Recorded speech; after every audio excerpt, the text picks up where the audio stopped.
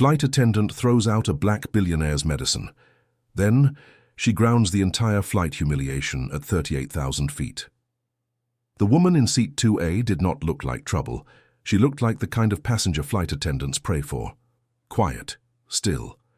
A black designer blazer folded neatly over an elegant black blouse, diamond earrings that caught the morning light coming through the oval window, long, wavy black hair resting against her shoulder. Her name was Amara Okonkwo, and she was 38 years old, and she was breathing carefully, slowly, the way people do when they have learned that their own lungs cannot always be trusted. Nobody on Flight 447 from Chicago to Vancouver knew who she was. That was exactly how Amara liked it. She had boarded early, thanked the gate agent by name, and settled into the wide navy blue leather seat without a word of complaint. When the man beside her had struggled with the overhead bin, she'd offered a soft, "Would you like a hand with that?" When a toddler 2 rows back began to cry, she smiled instead of sighing.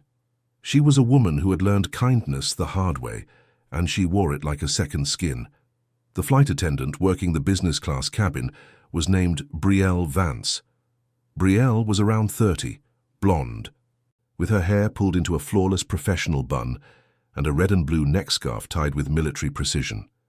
She had a bright, practiced smile, the kind that never quite reached her eyes. She had been flying this route for 6 years, and somewhere in those 6 years she had stopped seeing passengers as people. Now they were problems to be managed. Some problems, she had decided, were worse than others.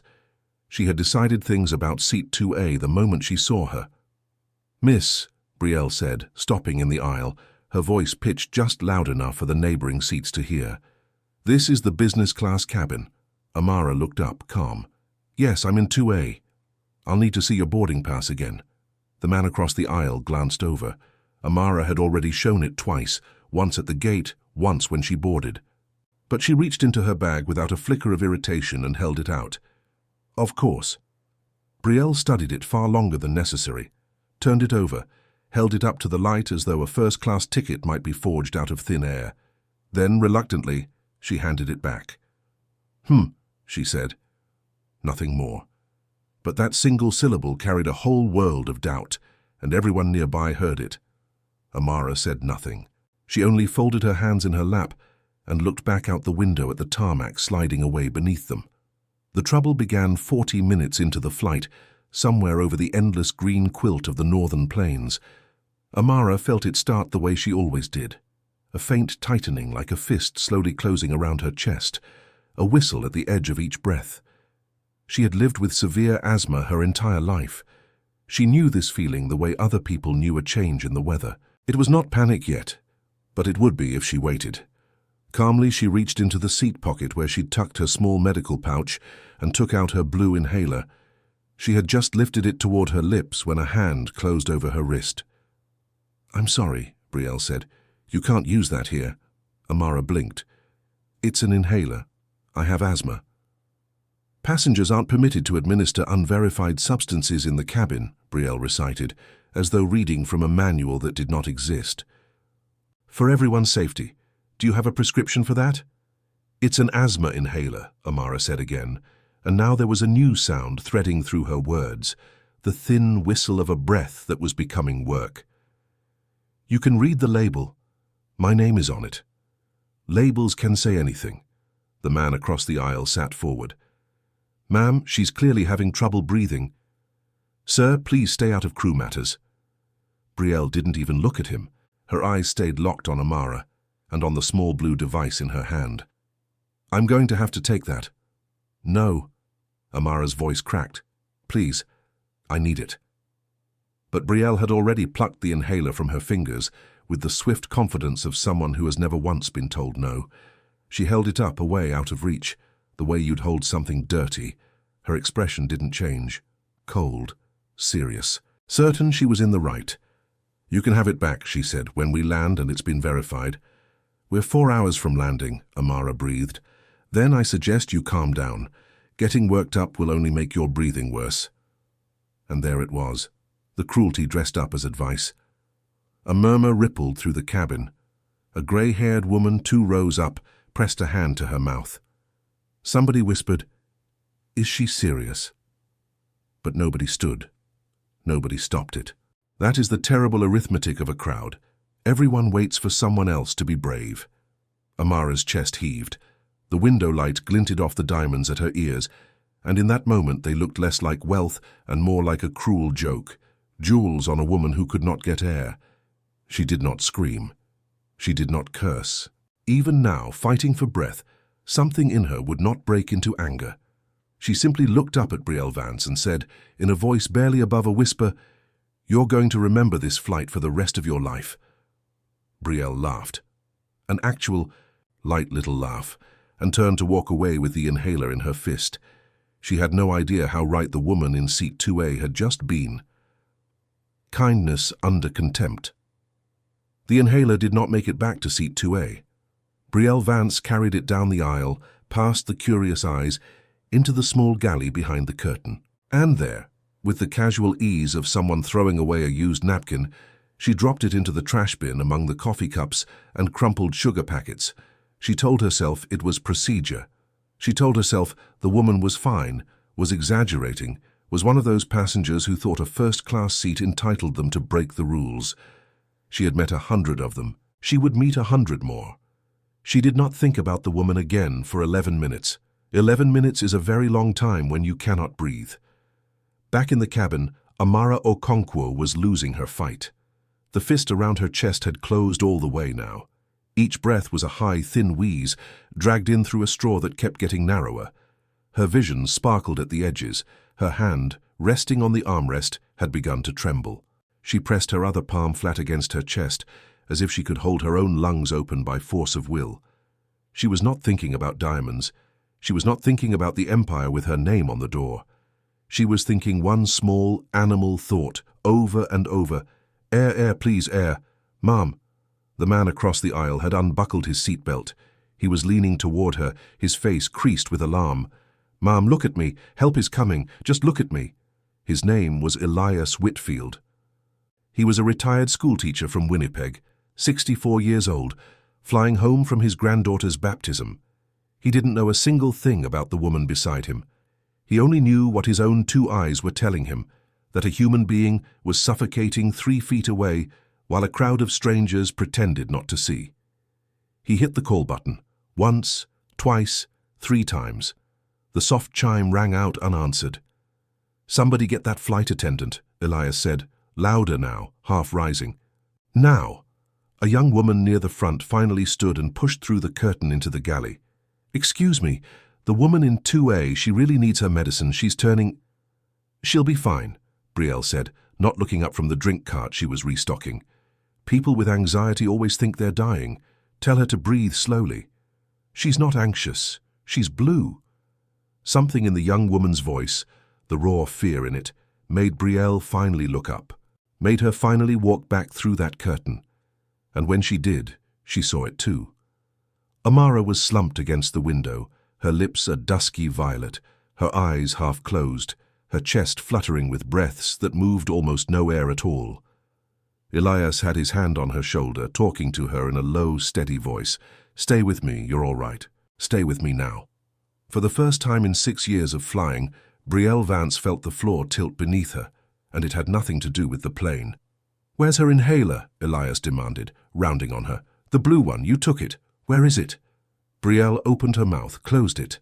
The answer, "I threw it in the trash," would not come out. It couldn't. It was too monstrous to say aloud, even to herself. She started. "There are procedures. Where is her medicine?" Elias roared, and the whole cabin flinched. It was the toddler's mother, a woman named Priya, 3 rows back, who saved Amara Okonkwo's life. "I have one," she said, already digging through her bag, hands shaking. "My son has asthma. I carry a spare here." She thrust a small blue inhaler up the aisle, passed hand to hand like water in a bucket line, until Elias pressed it into Amara's limp fingers and guided it to her lips. "Press it," he whispered. "Come on. Breathe in for me." Amara pressed. A puff of medicine, a ragged, whistling pull of air, then another, and slowly, so slowly the whole cabin seemed to hold its breath with her. The violet drained from her lips. Her chest began to move again. Her eyes fluttered open. She was alive. A scattered, shaky sound of relief moved through the seats. The grey-haired woman was crying openly. Priya was pressing a hand to her own heart. Elias sank back into his seat and let out a breath that seemed to take 10 years off him. And Amara, barely able to speak, her voice a torn whisper, turned her head toward Priya and said the first words out of her recovered lungs. "Thank you. Your son has a very kind mother." Not a word of anger. Not a word about the woman who had nearly killed her. Even now, half dead, she reached first for gratitude. Elias stared at her. "You almost died," he said softly. "Aren't you furious?" Amara closed her eyes. A faint, exhausted smile touched her lips.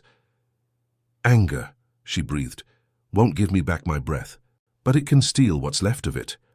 Brielle Vance stood frozen in the aisle through all of it, watching a woman she had nearly killed thank a stranger for a kindness she herself had refused to give. Something cold crawled up her spine. Some small, buried, decent part of her understood dimly that she had done a terrible thing. But pride is a fast and clever animal. It got to her first. "She's fine," Pride whispered. "No harm done. And if you admit fault now, you'll lose your wings. Better to make the problem disappear." So Brielle turned on her heel, straightened her scarf and walked briskly to the front of the plane. She lifted the intercom handset that connected the cabin to the cockpit. She pressed the button, and she spoke, low and calm, to the captain. "We have a disruptive passenger in 2A, she said. "Medical incident, possibly staged. She's agitating the cabin. I'd recommend we radio ahead and have authorities meet the aircraft at the gate to remove her." There was a pause on the line. "Copy," the captain said. "I'll make the call." Brielle set the handset back in its cradle and allowed herself a small, tight breath of satisfaction. By the time they landed, the woman in 2A would be somebody else's problem, escorted off, written up, erased.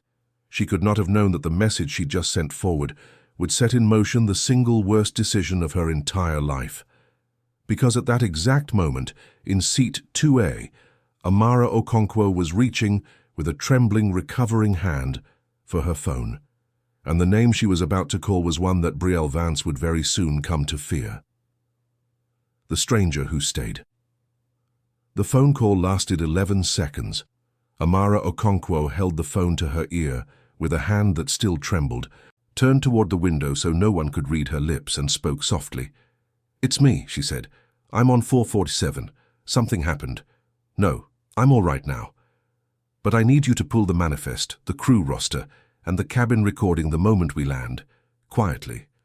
Don't call ahead. I want to see how this ends on its own." A pause. "Yes," she said. "All of it." Then she ended the call, slipped the phone back into her blazer, and folded her hands in her lap as though nothing at all had happened. Across the aisle, Elias Whitfield watched her with narrowed, thoughtful eyes. He had spent 40 years in front of classrooms. He knew the difference between a frightened passenger and a calm one, and this woman, who had been purple 10 minutes ago, was now the calmest person on the aircraft. "You're not what she thinks you are," he said quietly. "Are you?" Amara turned to him. For a moment something flickered behind her tired eyes, something amused and sad and very old. "No," she said. "I'm not." She did not explain. She didn't need to. And Elias, being a wise man, didn't push. It was some time later, the cabin settling back into an uneasy quiet, the drink cart rattling somewhere behind them, that the man in seat 3C spoke up. He was tall, broad through the shoulders in a way that a perfectly tailored charcoal suit could not quite hide. Dark skin, close-cropped hair going silver at the temples, a calm and watchful stillness about him, like a man who had spent his whole life reading rooms.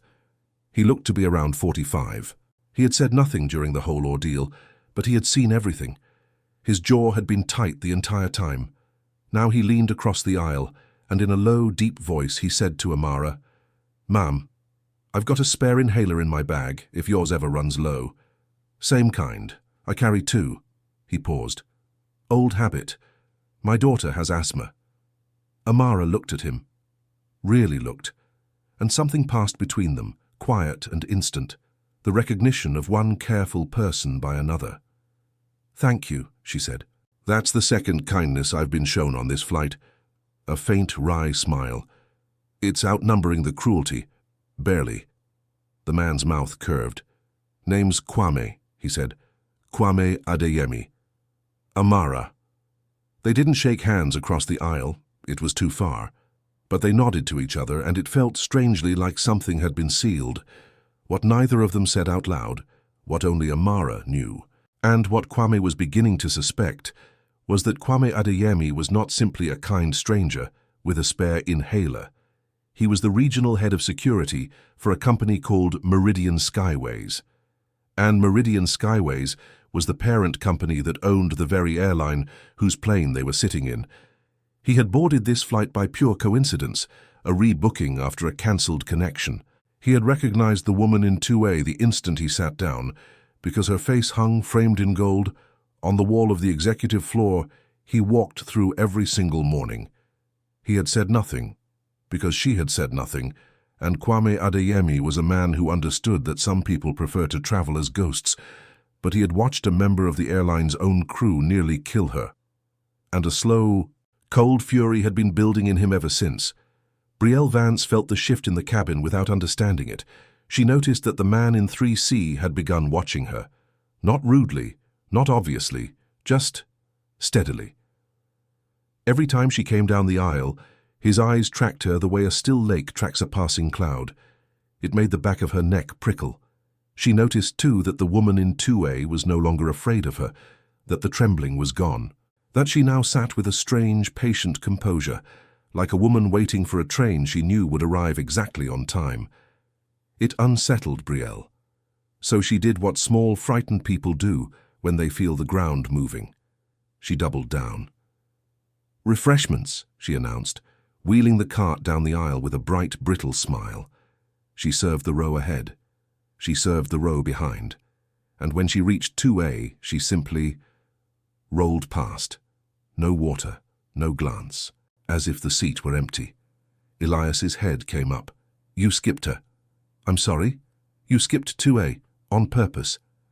"I'll come back to her," Brielle said sweetly, "when the verified passengers have been served."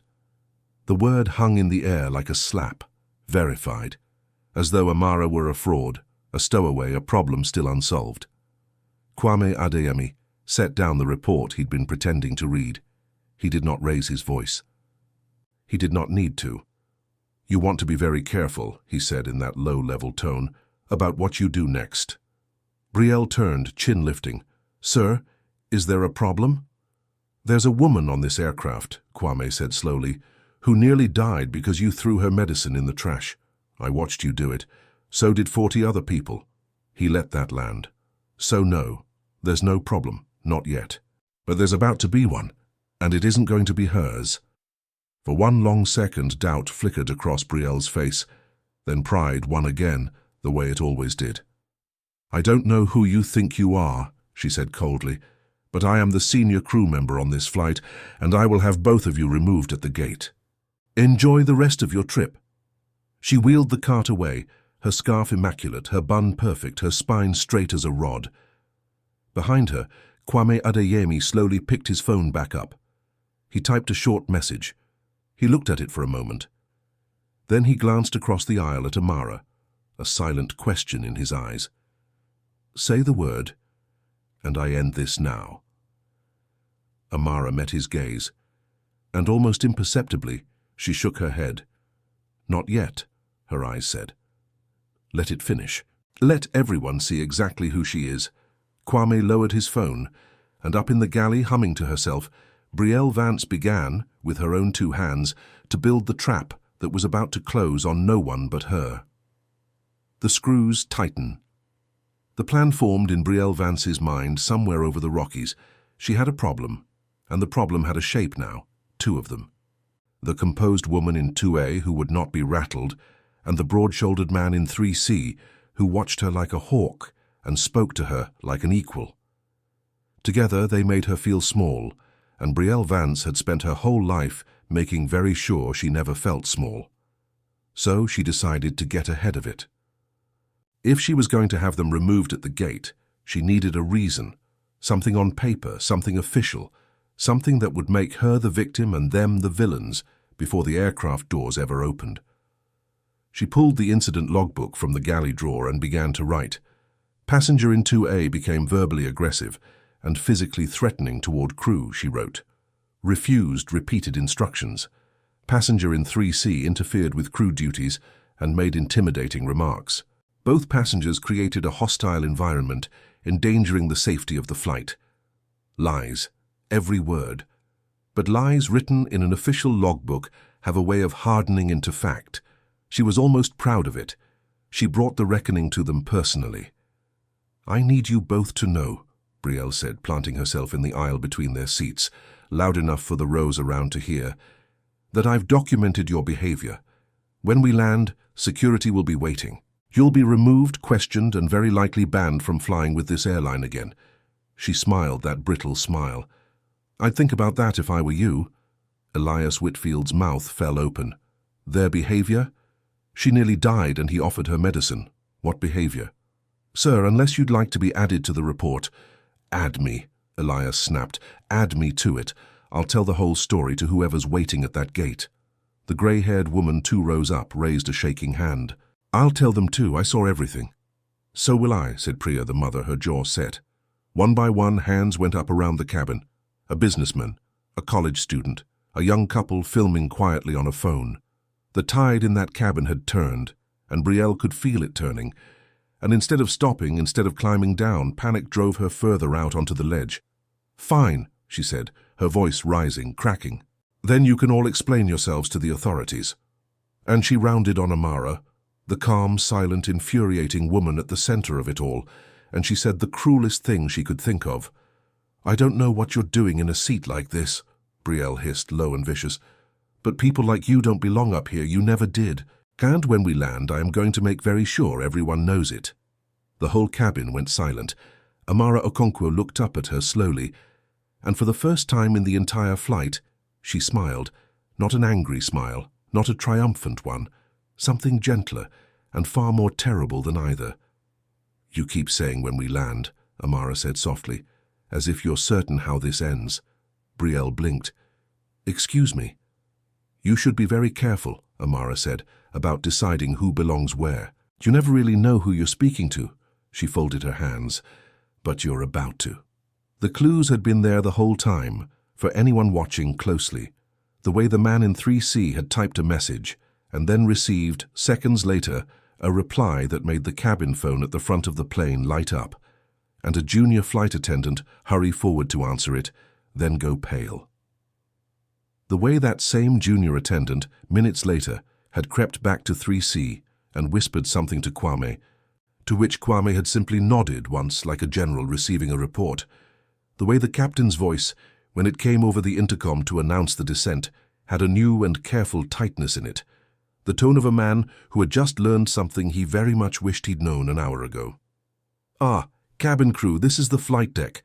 We'll be beginning our descent shortly. All crew, please. Please report to the forward galley before landing. All crew, thank you. Brielle frowned. That was not standard. Crew didn't get summoned like that. She glanced at the man in 3C.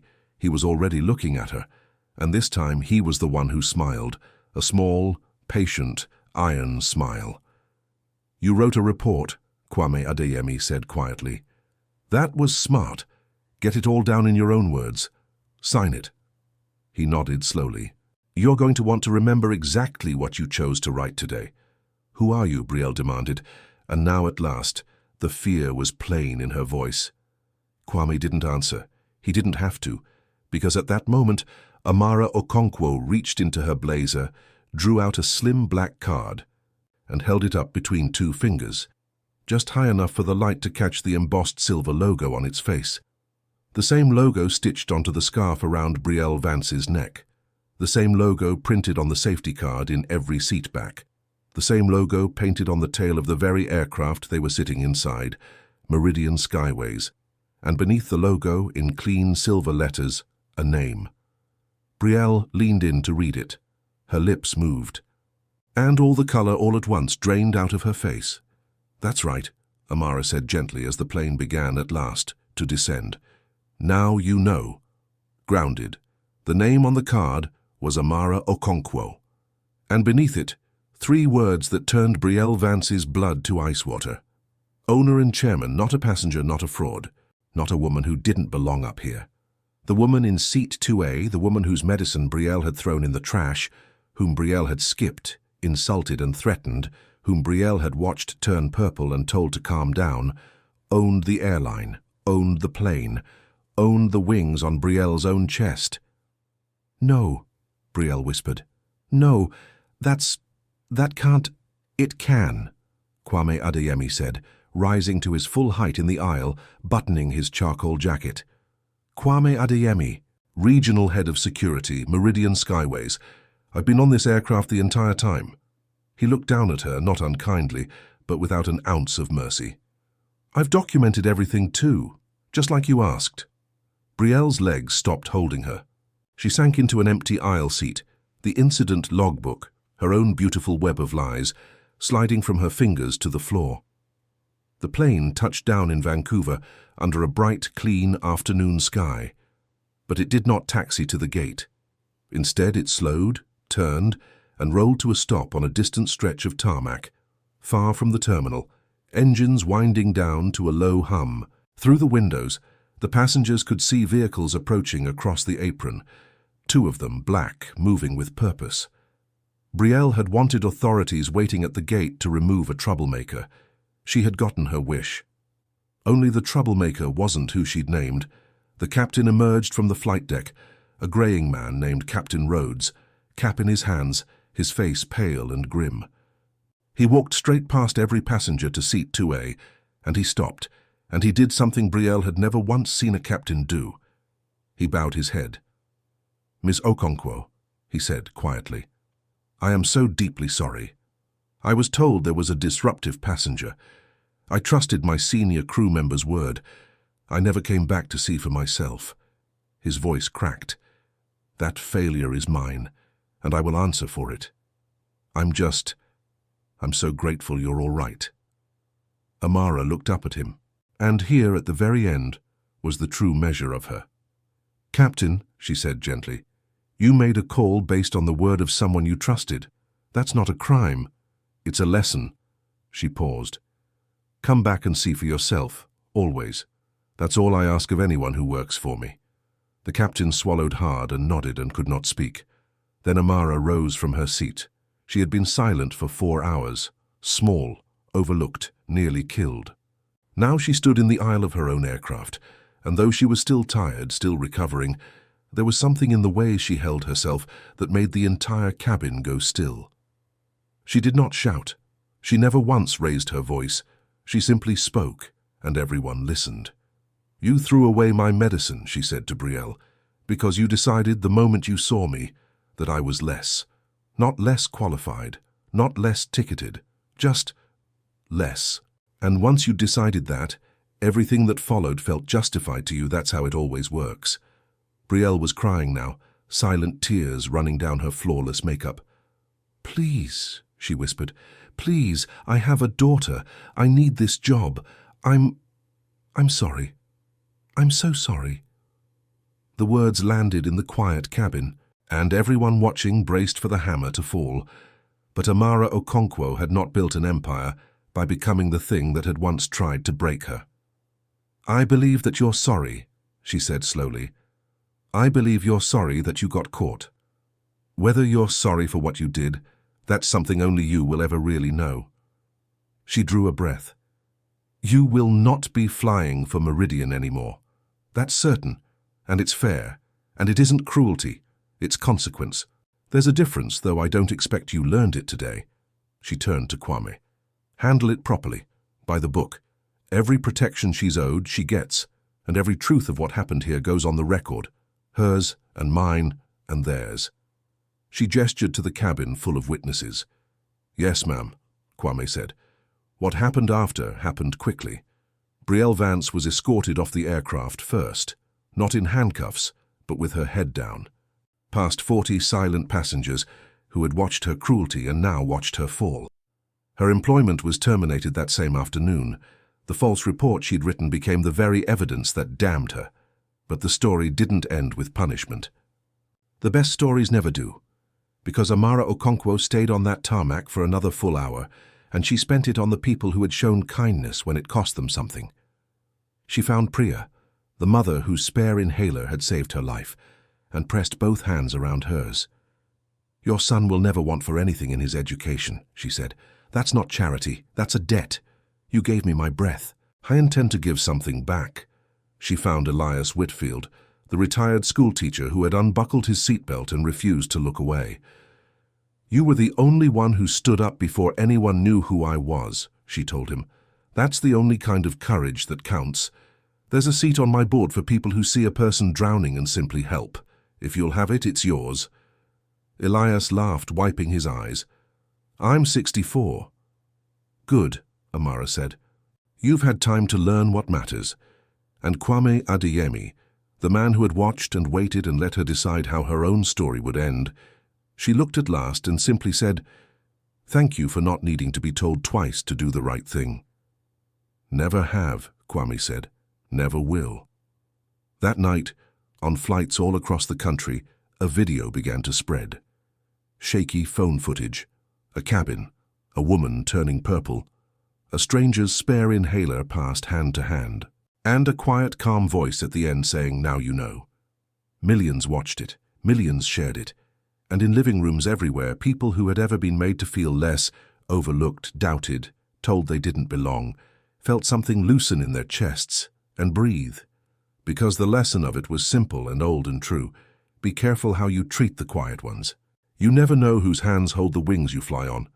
And kindness, real kindness, the kind that unbuckles its seatbelt and reaches across the aisle when no reward is in sight, has a way of coming back around. Sometimes at 38,000 feet. Sometimes exactly when the world needs to see it most. Amara Okonkwo flew home that evening in seat 2A. This time, no one asked to see her boarding pass. The end.